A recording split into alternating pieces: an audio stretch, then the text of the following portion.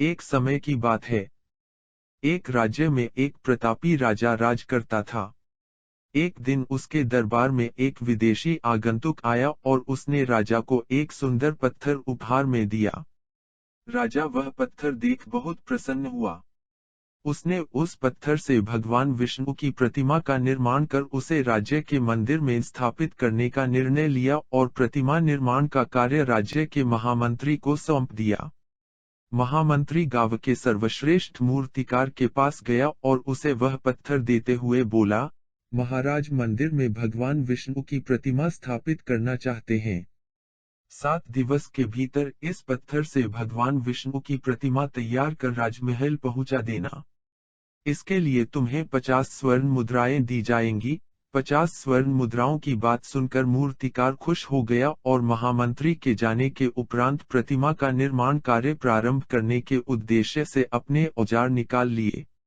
अपने औजारों में से उसने एक हथौड़ा लिया और पत्थर तोड़ने के लिए उस पर हथौड़े से वार करने लगा, किंतु पत्थर जस का तस रहा। मूर्तिकार ने हथौड़े के कई वार पत्थर पर किए, किंतु पत्थर नहीं टूटा। 50 बार प्रयास करने के उपरांत मूर्तिकार ने अंतिम बार प्रयास करने के उद्देश्य से हथौड़ा उठाया, किंतु यह सोचकर हथौड़े पर प्रहार करने के पूर्व ही उसने हाथ खींच लिया कि जब 50 बार वार करने से पत्थर नहीं टूटा, तो अब क्या टूटेगा। वह पत्थर लेकर वापस महामंत्री के पास गया और उसे यह कह वापस कर आया कि इस पत्थर को तोड़ना नामुमकिन है, इसलिए इससे भगवान विष्णु की प्रतिमा नहीं बन सकती। महामंत्री को राजा का आदेश हर स्थिति में पूर्ण करना था, इसलिए उसने भगवान विष्णु की प्रतिमा निर्मित करने का कार्य गांव के एक साधारण से मूर्तिकार को सौंप दिया।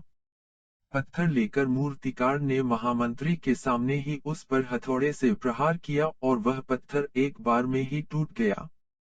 पत्थर टूटने के बाद मूर्तिकार प्रतिमा बनाने में जुट गया।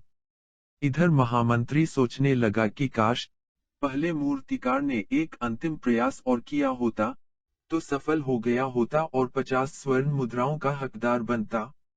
इस कहानी से हमें यह सीख मिलती है कि हम भी अपने जीवन में ऐसी परिस्थितियों से दो चार होते रहते हैं। कई बार किसी कार्य को करने के पूर्व या किसी समस्या के सामने आने पर उसका निराकरण करने के पूर्व ही हमारा आत्मविश्वास डगमगा जाता है और हम प्रयास किए बिना ही हार मान लेते हैं।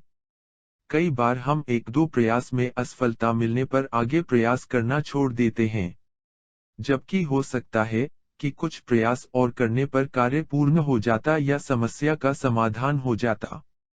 यदि जीवन में सफलता प्राप्त करनी है, तो बार बार असफल होने पर भी तब तक प्रयास करना नहीं छोड़ना चाहिए, जब तक सफलता नहीं मिल जाती।